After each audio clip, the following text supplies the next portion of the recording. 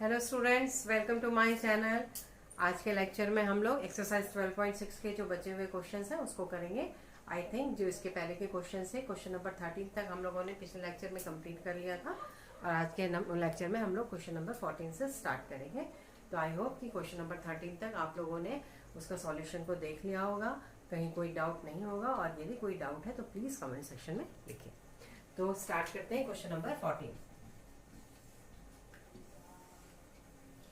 Question number 14 में बोला है 2 dices are rolled once, find the probability that the number on 2 dices are different. तो सबसे पहले तो जो इसका सैंपल बस स्पेस बनेगा वो तो आप लोग जानते ही हैं कि इस तरीके से होगा, मतलब 6 इंटू 6 कितने एलिमेंट होंगे इसमें? 36 एलिमेंट होंगे। अब फर्स्ट जो इसकी प्रोबेबिलिटी निकालनी है वो कब निकालनी है? The numbers on 2 dices are different, मतलब probability of 2 dices in different number. तो इसका जो इवेंट बनेगा वो क्या क्या बन जाएगा? डिफरेंट नंबर होना चाहिए। तो ये 1 2 से स्टार्ट होगा और ये 1 6 हो जाएगा। सिमिलरली ये 2 1 होगा, लेकिन 2 2 नहीं होगा, 2 3 होगा, से 2 6, ऐसे 3 1 3 2 होगा, 3 3 नहीं होगा, 3 4 होगा, 3 6 हो जाएगा, ऐसे ही 4 1 4 2 4 3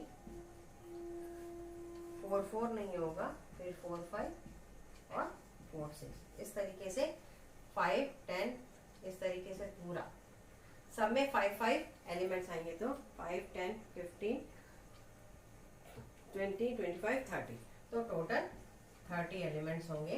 तो जो प्रोबेबिलिटी आएगी वो क्या आ जाएगी इस इवेंट की? 30/36, या इसको 5/6 आ जाएगा। ठीक है। और सेकंड जो बोला है इसमें question, the total of number on the 2 dices is at least 4। तो इसका जो सेकंड है इसमें जो इवेंट बनेगा उसमें जो दोनों नंबर का जो टोटल हो वो होना चाहिए एटलीस्ट 4। ठीक है। तो 4 से कम नहीं होना चाहिए, मतलब 1 3 से स्टार्ट होगा, 1 4 1 5 1 6, एटलीस्ट 4 मतलब 4 से ज्यादा हो सकता है, 4 से कम नहीं होना चाहिए। ऐसे यहाँ पे 2 1 नहीं होगा, 2 2 से स्टार्ट होगा, 2 3 2 4 2 6, और ये 3 1 से स्टार्ट होगा, 3 2 3 3 पूरा 3 6, 4 1 ये पूरा जाएगा, 4 2 5 1 और ये 6 1 6 6 तक, मतलब इसमें 6 एलिमेंट, इसमें 6, इसमें 6, इसमें 6, तो ये हो गया 24। और इसमें 5 एलिमेंट है, कितने हो गए? 1 2 3 4, और इसमें 1 2 3 4 5, तो इसमें 4 एलिमेंट और इसमें 5 एलिमेंट, तो 24 + 5 29 + 4 33। तो इसकी जो प्रोबेबिलिटी आएगी वो 33/36, दैट इज 11/12 आ जाएगी। ठीक है, 11/12। इस तरीके से क्वेश्चन नंबर 14 कंप्लीट हो गया। अब आ जाते हैं क्वेश्चन नंबर 15। क्वेश्चन नंबर 15 में बोला है कि the probability of 2 students A and B coming to the school on time are 3/7। 2 students हैं जिसमें पहले स्टूडेंट का स्कूल टाइम से आने की, वैसे तो स्कूल टाइम से जाना एक चैलेंज होता है बच्चों के लिए, लेकिन इसमें जो बोला है वो क्वेश्चन के अकॉर्डिंग उसके टाइम से स्कूल आने की प्रोबेबिलिटी 3/7 है, और बी के स्कूल टाइम से आने की प्रोबेबिलिटी 5/7 है। तो assuming that the event A coming up in time and B coming up in time are independent, find the probability of only one of them coming to school in time। ठीक है, दोनों में से कोई एक जो है वो स्कूल टाइम से आएगा, उसकी आपको प्रोबेबिलिटी फाइंड आउट करनी है। तो सबसे पहले ए के स्कूल टाइम से नहीं आने की प्रोबेबिलिटी क्या हो जाएगी? 1 - 3/7, दैट इज 4/7। सिमिलरली बी के स्कूल टाइम से नहीं आने की प्रोबेबिलिटी क्या आ जाएगी? 2/7. 1 minus 5/7 that is 2/7. तो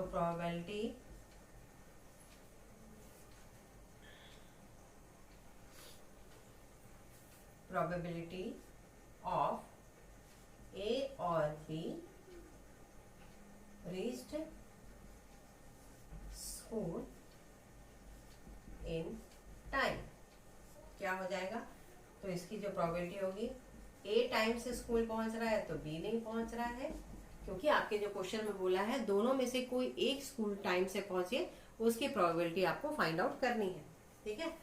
और यदि A स्कूल टाइम से नहीं पहुंच रहा है तो B पहुंच रहा है टाइम से, तो यहाँ से वैल्यू पुट कर देंगे 3/7 इंटू 2/7 प्लस क्यों लगाया? क्योंकि दोनों में से कोई एक ऑप्शन, एक यदि टाइम से नहीं पहुंचेगा तो B पहुंचेगा, और B यदि टाइम से नहीं पहुंचेगा तो A पहुंचेगा। और यहाँ पे 4/7 इंटू 5/7, तो यह आ जाएगा 6/49 प्लस 20/49, दैट इज 26/49। ये आपका आंसर है 26/49। अब आ जाते हैं क्वेश्चन नंबर 16 में। Kamal and Monica appear for an interview for 2 vacancies. The probability of Kamal's selection is 1/3। तो कमल की जो सिलेक्शन होने की जो प्रोबेबिलिटी है वो है 1/3, जिसको हमने के से डिनोट किया है, और मोनिका के सिलेक्शन की जो प्रोबेबिलिटी है वो है 1/5। तो find the probability that only one of them will be selected. दोनों में से कोई एक सेलेक्ट हो, उसकी प्रोबेबिलिटी निकालना है। तो सबसे पहले ये कमला के सिलेक्शन होने की प्रोबेबिलिटी 1/3 है, तो सिलेक्शन ना होने की प्रोबेबिलिटी 1 minus 1/3 दैट इज 2/3। और सिमिलरली मोनिका के सिलेक्शन ना होने की प्रोबेबिलिटी 1 minus 1/5 दैट इज 4/5। तो probability for selection of one of them, तो P का कमला का होगा तो मोनिका का नहीं होगा, ठीक है, और मोनिका का यदि होगा तो कमला का नहीं होगा। तो इसकी वैल्यू सारी आपको दी हुई है, पुट कर लेंगे 1/3 इंटू 4/5 प्लस 1/5 इंटू 2/3, तो आ जाएगा 4/15 प्लस 2/15 दैट इज 6/15 या 2/5। ये आपका आंसर आ गया। इस तरीके से क्वेश्चन नंबर 16 कंप्लीट हो गया। अब आ जाते हैं क्वेश्चन नंबर 17 में। 17 क्वेश्चन बोला है, problem is statistics is given to 3 students whose chances of solving it are 1/2, 1/3, 1/4 respectively. What is the probability that exactly one of them solve it correctly? 3 students हैं, उनको एक स्टैटिस्टिक्स का problem दिया गया है, जिसके सॉल्व करने की प्रोबेबिलिटी जो है, मान लेते हैं 3 स्टूडेंट्स A B C हैं, 1/2 है, जो B स्टूडेंट है उसका 1/3 है, और जो C स्टूडेंट है उसका 1/4 है। तो आपको निकालना है कि उनके किसी भी 2 का करेक्टली सॉल्व करने के लिए क्या प्रोबेबिलिटी होगी, आपको ये फाइंड आउट करना है। तो ये भी वैसे ही होगा, इनके सॉल्व ना करने की प्रोबेबिलिटी 1/2 हो जाएगी, इसके भी वो सॉल्व ना करने की प्रोबेबिलिटी 2/3 हो जाएगी, सबको 1 माइनस कर देंगे, और इसकी भी सॉल्व ना करने की प्रोबेबिलिटी 3/4 आ जाएगी, ठीक है। तो एटलीस्ट उसमें से कोई एक, तीनों में से कोई एक प्रॉब्लम, कोई एक ही सॉल्व कर ले प्रॉब्लम को, उसकी प्रोबेबिलिटी क्या होगी, ये आपका क्वेश्चन है, ठीक है। तो यहाँ पे लिखेंगे probability for one of them solve the problem is equal to A solve कर लेगा तो B और C सॉल्व नहीं कर पाएंगे,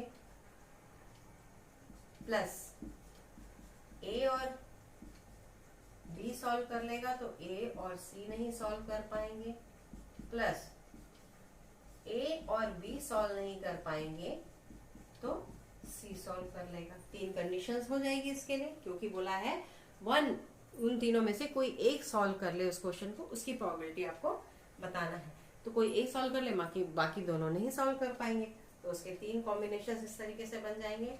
वैल्यू पुट कर देंगे 1/2, 2/3, 3/4 प्लस 1/2 and 2/3 and 3/4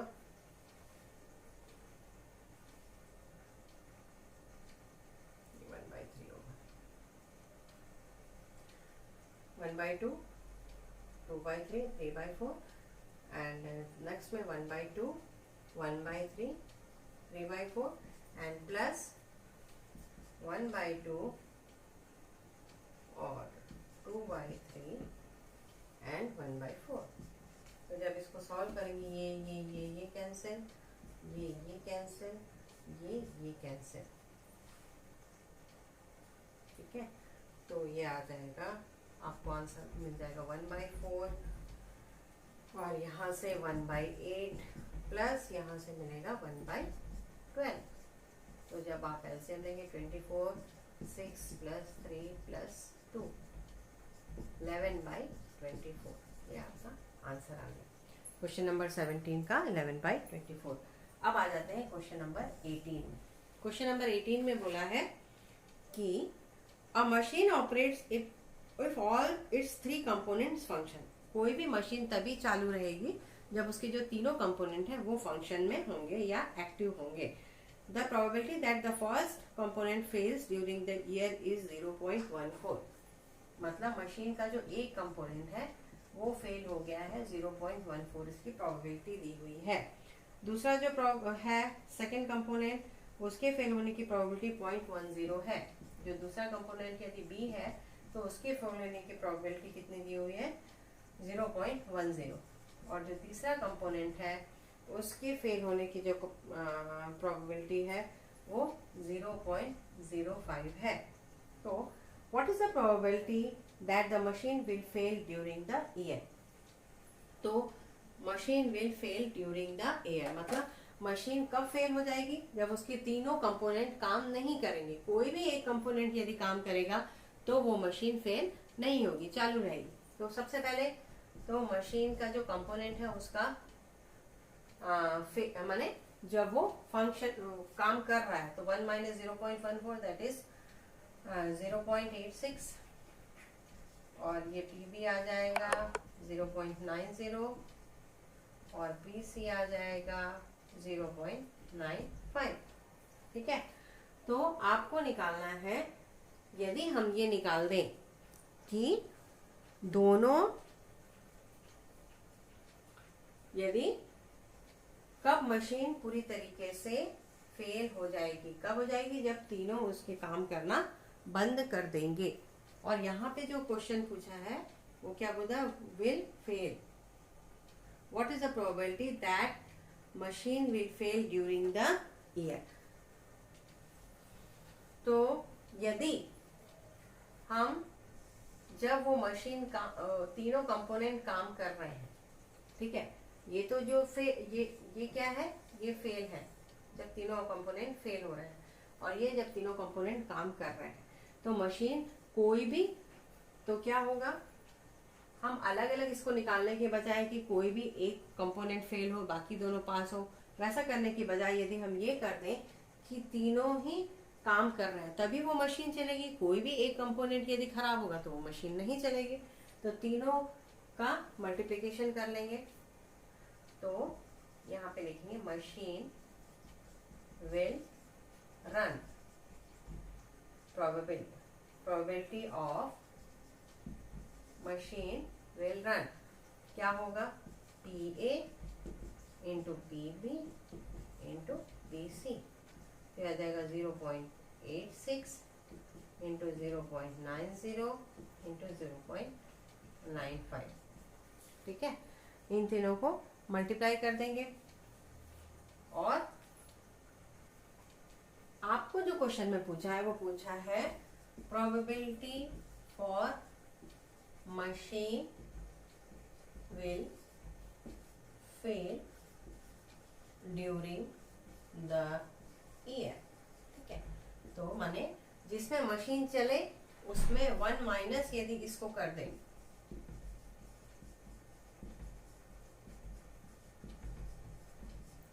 क्या हो जाएगा कि मशीन नहीं चलेगी, फेल हो जाएगी। तो जो इसका आंसर आएगा मल्टीप्लाई करेंगे तो 0.2647, ये आप मल्टीप्लाई करके देख लेंगे। अब आ जाते हैं क्वेश्चन नंबर 19 में। क्वेश्चन नंबर 19 में बोला है कि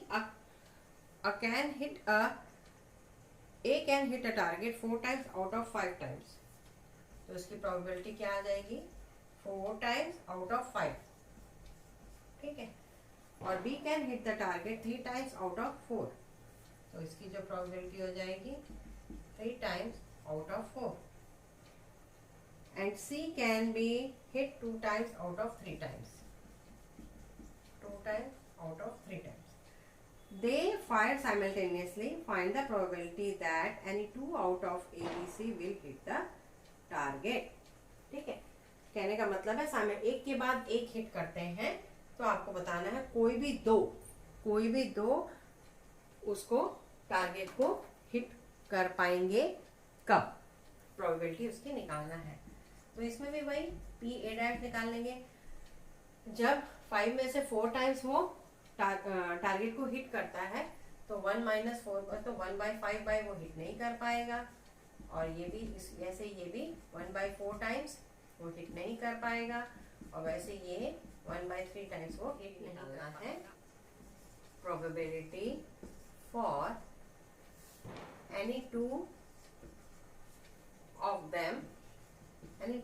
देम हिट द टारगेट क्या हो जाएगा, सेम वैसे ही कोई भी दो PA PB हिट कर गए तो PC हिट नहीं करेगा, PA PC हिट कर गए तो PB हिट नहीं करेगा, डैश आ जाएगा। और PA डैश नहीं हिट किया तो PB और PC हिट कर जाएंगे। तो बस कुछ नहीं करना है, वैल्यू पुट करना है, यानी है ना। तो ये आ जाएगा 4/5 into 3/4 into 1/3 plus 4/5 into 2/3 into 1/4 plus 1/5 into 3/4 into 2/3। ये कैंसल, ये कैंसल, ये कैंसल। तो ये आ जाएगा, यहाँ से आ जाएगा 1/5 प्लस ये आ जाएगा 2/15 प्लस ये आ जाएगा 1/10।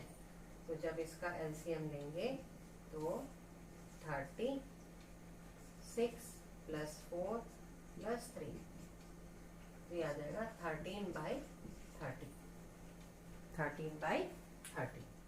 अब क्वेश्चन नंबर 20 में बोला है कि A speaks truth in 75। अभी सॉरी वो 19 का फर्स्ट था, अभी 19 का सेकंड बचा हुआ है। क्या बोला है, none of them will hit the target। कोई भी, तो कुछ नहीं, जितने लोग टारगेट हिट कर रहे हैं उनको मल्टीप्लाई कर दीजिए और 1 से माइनस कर दीजिए, कोई भी टारगेट हिट नहीं कर पाएगा। क्वेश्चन नंबर 19 का सेकंड, कुछ नहीं करना है, PA dash PB dash PC dash. तो none of them hit the target, तो हो जाएगा PA dash into PB dash into PC dash. तो ये था 1/5 into 1/4 into 1/3, 1/5 into 1/4 into 1/3, that is 1/60। ये आ गया क्वेश्चन नंबर 19 का सेकेंड। अब आ जाते हैं क्वेश्चन नंबर 20 में। क्वेश्चन नंबर 20 में बोला है कि A जो है वो 75% केसेस में सही बोलता है, 75%। तो जब इसको फ्रैक्शन में लिखेंगे तो 3/4 आ जाएगा। और B जो है वो 90% केसेस में सही बोलता है, मतलब ये आ जाएगा 90/100 या 9/10। तो यहाँ से पी ए डैश, मतलब कब ये झूठ बोलता है ये भी निकाल लो, ऐसे ही पी बी डैश निकाल लेंगे तो 1/10। In what percent of cases are they likely to contradict that each other in stating the same fact?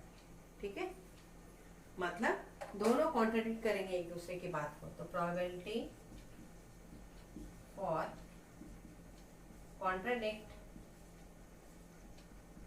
Each other, contradict each other मतलब जब ए सच बोल रहा है तो बी झूठ बोलेगा, और जब बी सच बोल रहा है तो ए झूठ बोलेगा, तभी वो एक दूसरे की बात को कॉन्ट्रडिक्ट करेंगे, है ना। तो ये हो जाएगा P A into P B dash plus P B into P A dash. तो जब इसको सॉल्व करेंगे तो पी ए है 3/4 इंटू पी बी डैश है 1/10 प्लस पी बी है 9/10 इंटू पी ए डैश है 1/4, तो ये आ जाएगा 12/40 या 3/10, 3/10। अब इसको यदि परसेंटेज में कन्वर्ट करना है तो इंटू 100%, तो ये आ जाएगा 30%, मतलब 30% मामले में वो लोग एक दूसरे को कॉन्ट्रडिक्ट करेंगे। अब जो इसी में दूसरा क्वेश्चन पूछ रहा है, do you think that statement of B is true? तो देखो यहाँ पे मैथमेटिकल कुछ वैसा नहीं है, लेकिन क्योंकि 90% मामले में जो बी है वो सच बोल रहा है, इसका मतलब कि जो बी की जो बात होगी वो तो यस, अपन इसका आंसर लिखेंगे yes the statement of B, yes the statement of B is true. क्यों? क्योंकि 90% मामले में वो सच बोल रहा है, इसका मतलब बी जो कह रहा होगा वो सच कह रहा होगा। क्वेश्चन नंबर 21, क्वेश्चन नंबर 21 में बोला है अ bag contains 1 black and 2 white balls. 1 black ball है और 2 व्हाइट बॉल है, ठीक है। A drawing from the bag consists of taking a ball from the bag and keeping it out if it is white, but putting in black if it is black. ठीक है, calculate the probability that the first drawing is a white ball. तो probability for first drawing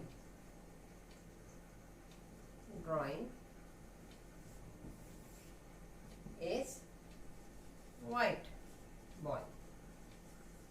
क्या होगा? पहला जो है वो white ball होगा, तो 2/3। सेकेंड क्या बोल रहा है? The second drawing is a white ball, तो probability for second drawing is white ball, ठीक है। तो इसमें जो इवेंट बनेगा वो क्या इवेंट बनेगा? या तो पहली बॉल भी व्हाइट हो जाए, दूसरी व्हाइट हो जाए, या पहली बॉल ब्लैक हो जाए, दूसरी व्हाइट हो जाए, ठीक है। या बस ये दो कंडीशन ही बनेगी इसमें, ठीक है। तो इसके जो कंडीशंस होंगी तो ये क्या हो जाएगा? पहले व्हाइट, दूसरी भी व्हाइट, तो व्हाइट आएगी तो क्या करना है उसको? Keeping it out if it is white but putting it back if it is black. तो यदि दोनों व्हाइट है, ठीक है, पहली आपने निकाली 2/3 हो गई, अब व्हाइट ही है दोनों, तो क्या करना है? उसको रख लेना है, मतलब एक बॉल कम हो गई, 2 हो गई, और पहले 2 थी तो अब 1 हो गई, प्लस होगा, या तो ये कंडीशन होगी या ये कंडीशन होगी, ठीक है। तो पहली बॉल ब्लैक हो जाए मतलब 1/3 इंटू दूसरी बॉल व्हाइट हो जाए, दूसरी बॉल व्हाइट हो जाए मतलब 1/3 है तो वो अभी भी 3 रहेगा, और ठीक है, तो ये आ जाएगा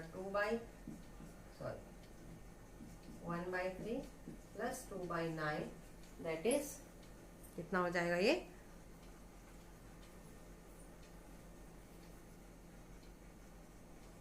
3 प्लस 2/9 दैट इज 5/9।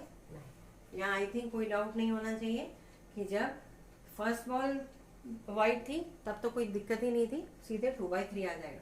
लेकिन जब सेकेंड बॉल वाइट है तो उसमें दो कंडीशंस होती है, या तो पहली सेकेंड बॉल तो वाइट होगी, पहली बॉल पहली बार में ब्लैक भी हो सकती है और वाइट भी हो सकती है। तो इस तरीके से दो कॉम्बिनेशन बने। अब आ जाते हैं इसी का जो थर्ड है। थर्ड में क्या बोला है, the third drawing is a white ball. The third drawing probability for third drawing is white ball. इसमें क्या क्या कॉम्बिनेशंस बनेंगे, इसमें जो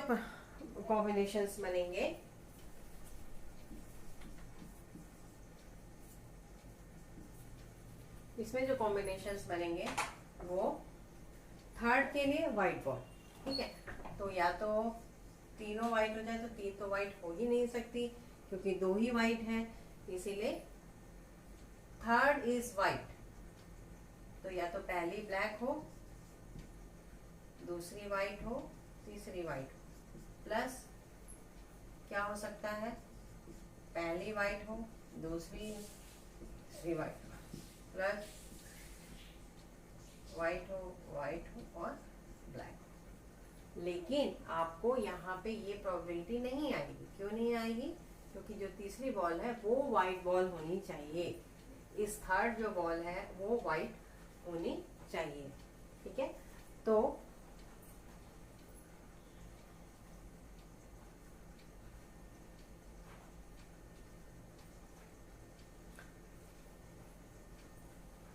और क्या कंडीशन हो सकती है कि प्लस दो ब्लैक हो और एक वाइट। तो दो ब्लैक तो हो, हाँ, लेकिन ब्लैक होने पे उसको फिर से वो डाल देगा ना, इसीलिए ये पॉसिबल है। व्हाइट होने पे वो एक बार निकलेगी तो दोबारा उसको नहीं डालना है, ठीक है। तो ये तीन कंडीशन ही पॉसिबल है, चौथी तो हो ही नहीं सकती क्योंकि व्हाइट होने पे उसको निकाल देना है, तो दो के अलावा तीसरी बॉल है ही नहीं, इसलिए तीनों व्हाइट तो पॉसिबल ही नहीं है। अब ब्लैक हो सकता है, क्यों, क्योंकि ब्लैक को जब निकालेंगे तो ब्लैक होने पे उसको फिर से डाल देंगे, ठीक है। अब यहाँ पे इसकी probability black white white, black की प्रोबेबिलिटी 1/3, यहाँ पे 3 ही रहेगा क्योंकि जब ब्लैक है तो उसको फिर से डाल देना है, ये 2/3 और ये 1/2, plus white black white, white है तो 2/3, फिर ब्लैक हो गया, ये कम हो गई 1/2, और फिर अगेन ये 1/2 ही है, फिर ये 1/2 ही रहेगा, है ना, क्योंकि ये ऑलरेडी एक कम हो गई थी, यहाँ से भी एक कम हो गई थी, क्योंकि जब व्हाइट रहेगा तो उसको बाहर निकालना है, उसको फिर अंदर डालना नहीं है। फिर तीसरा ब्लैक ब्लैक वाइट, ब्लैक में 1/3, फिर उसको फिर से डाल दिया, फिर 1/3, फिर वाइट दैट इज 2/3। अब इसको सॉल्व कर लेंगे, तो ये आ जाएगा ये दैट इज 1/9 प्लस ये दैट इज 1/6 प्लस 27 2/27। तो जब इसको एलसीएम लेंगे तो 6 + 9 + 4, तो 19/54, 19/54 ये आपका आंसर आ गया। Question number 22।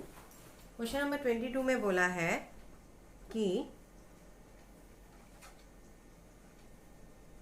A policeman fires 4 bullets on a डकैत, मतलब एक डकैत के ऊपर पुलिसमैन ने 4 फायर किए, 4 फायर्स ऑन डेकॉइट।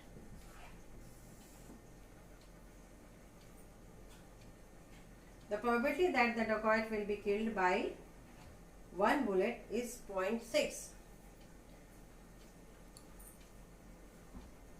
मतलब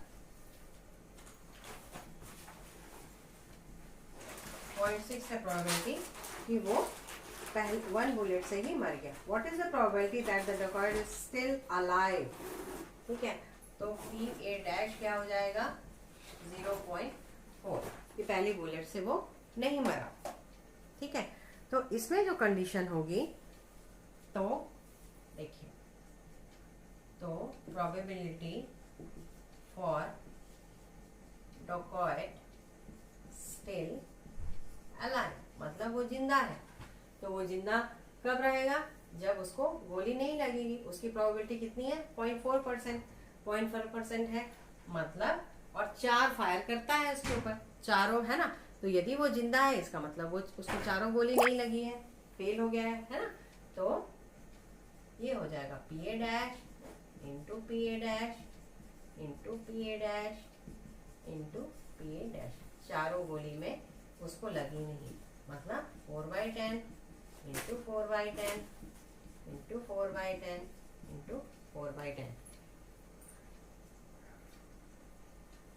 तो जब आप इसको सॉल्व करोगे ये चीज मेरे ख्याल से एकदम क्लियर होगी, है ना, कि पहला जो प्रोबेबिलिटी दिया हुआ था कि पहली गोली में वो मर गया, तो नहीं मरा है, उसकी क्या प्रोबेबिलिटी होगी 0.4। अब बोलता है अभी वो तक वो यदि जिंदा है तो उसकी क्या प्रोबेबिलिटी है? तो उसकी प्रोबेबिलिटी ये है कि चारों गोली उसको नहीं लगी, P A dash into P A dash into P A dash into P A dash. तो ये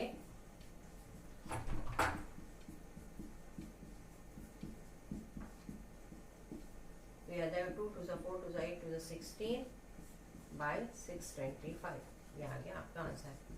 अब आ जाते हैं क्वेश्चन नंबर 23 में। 23 में बोला है कि A and B toss a coin alternatively. A पहले करता है, फिर बी करता है, फिर ए, फिर बी, इस अल्टरनेटिव बारी बारी से gets a head and wins the game. मतलब यदि उनको हेड मिलेगा तो वो गेम को विन कर जाएंगे। If A start first then find the probability that B will win the game. मतलब ए के विन करने के लिए क्या प्रोबेबिलिटी होगी? कॉइन है, कॉइन के 2 फेस होते हैं, तो उसके विन करने की प्रोबेबिलिटी 1/2 होगी, और विन नहीं करने की प्रोबेबिलिटी भी 1/2 होगी। सिमिलरली बी के विन करने की प्रोबेबिलिटी 1/2 होगी, और बी के विन नहीं करने की प्रोबेबिलिटी भी 1/2 होगी। तो आपके क्वेश्चन में बोला है कि यदि ए स्टार्ट करता है तो क्या प्रोबेबिलिटी है बी के विन करने की? ठीक है, तो प्रोबेबिलिटी फॉर विनिंग बी, ठीक है, तो ए से स्टार्ट किया तो हो सकता है पहली बार में ही ए ने स्टार्ट किया तो ए हार गया। ठीक है, ए हार गया तो बी जीतेगा, प्लस अब फिर नेक्स्ट उसमें ए हार गया, बी हार गया, फिर अगेन ए हार गया, क्योंकि आपको बी के जीतने की प्रोबेबिलिटी निकालना है। फिर अगेन ए हार गया तो फिर बी जीत जाए चौथी कंडीशन में। फिर उसके बाद आएगा फिर ए हार गया, फिर बी हार गया, फिर ए की चांस आई, फिर ए हार गया, फिर बी हार गया, फिर ए की चांस आई, फिर ए हार गया, और फिर बी जीत गया। तो बी के विनिंग के लिए जो प्रोबेबिलिटी आएगी, जब ए नहीं जीतेगा तो बी जीतेगा, तो फिर अल्टरनेट, मतलब फिर एक बार ए नहीं जीता, बी नहीं जीता, फिर ए की वैल्यू, फिर ए नहीं जीता, फिर बी जीतेगा, तो स्टॉप लग जाएगा। उसके बाद फिर वैसे ही हो सकता है सेकेंड बार में उसकी जीत जाए, हो सकता है थर्ड बार में जीते। तो ए नहीं जीता फर्स्ट बार में एक राउंड में, फिर ए बी दोनों नहीं जीते, फिर ए बी दोनों नहीं जीते, फिर ए नहीं जीता, फिर बी जीता। तो इस तरीके से जो उसकी प्रोबेबिलिटी है वो 1/2 इंटू 1/2, इस तरीके से ये सीक्वेंस एंड सीरीज के फॉर्म में आ गया है। अब आपने यदि सीक्वेंस एंड सीरीज पढ़ी है बहुत, तो उसको ये चीज बहुत अच्छे से समझ में आएगी कि इसका सम अब आपको कैसे निकालना है। ये इस तरीके से आ गया। इनफाइनाइट सीरीज है, इनफाइनाइट सीरीज का जो सम आता है वो आता है a/1 माइनस r, जहाँ पे a क्या होता है first term of the series, और r क्या होता है फर्स्ट एंड सेकेंड टर्म के बीच का डिफरेंस, इतना है। तो जब इसको सॉल्व करोगे तो 1/4 डिवाइडेड बाई 3/4, तो ये आ जाएगा आपका आंसर 1/4। 3। इस तरीके से क्वेश्चन नंबर 23 कंप्लीट हो गया। अब आ जाते हैं क्वेश्चन नंबर 24 में। क्वेश्चन नंबर 24 में बोला A and B throw a pair of tiles alternatively till one of them gets a total of 10 and win the game. Find the respective probability of winning if A start first. ठीक है, तो till one of them gets a total of 10, तो उन लोगों का sample space क्या बनेगा, वही 1 1 से लेके पूरा 1 6 से लेके 6 1, ये तो आप लोग जानते ही हो। तो ये 36 एलिमेंट होते हैं इसमें। ठीक है, अब ए यदि स्टार्ट कर रहा है तो इनका सम जो है वो 10 आने की क्या प्रोबेबिलिटी है दोनों को मिला के। तो यहाँ पे लिखेंगे प्रोबेबिलिटी ऑफ ए विंस।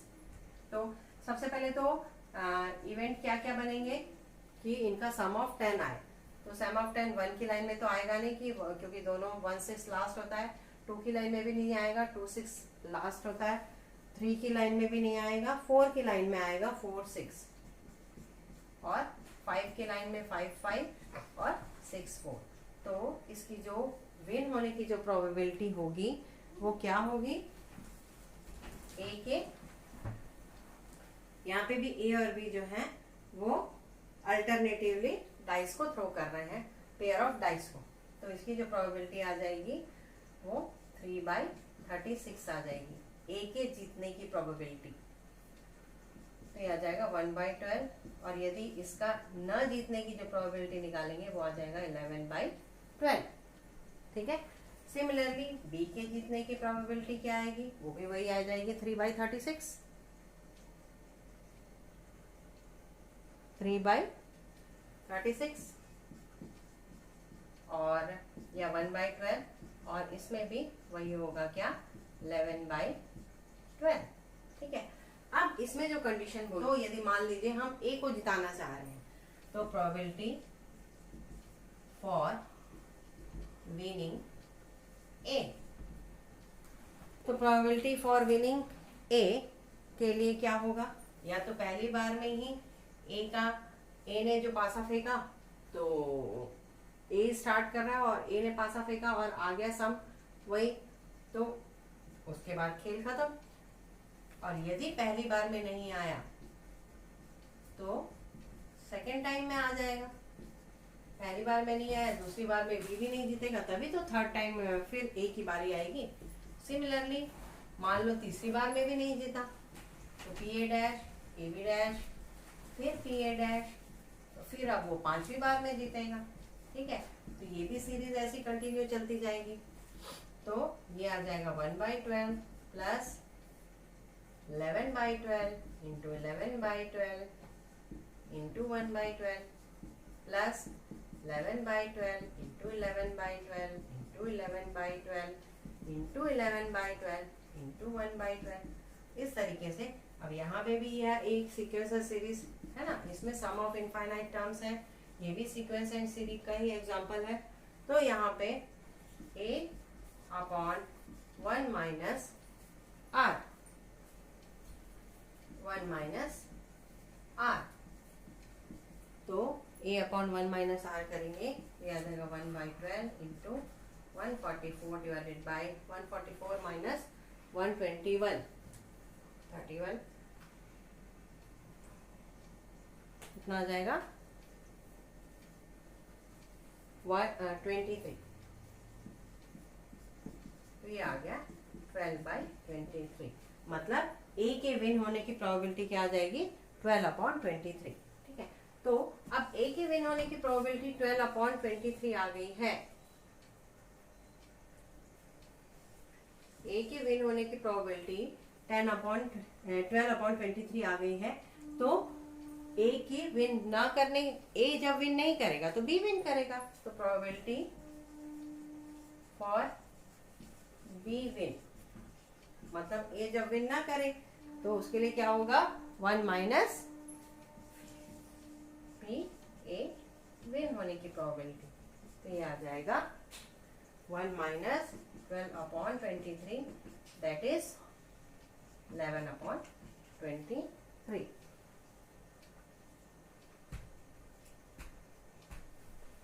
ठीक है।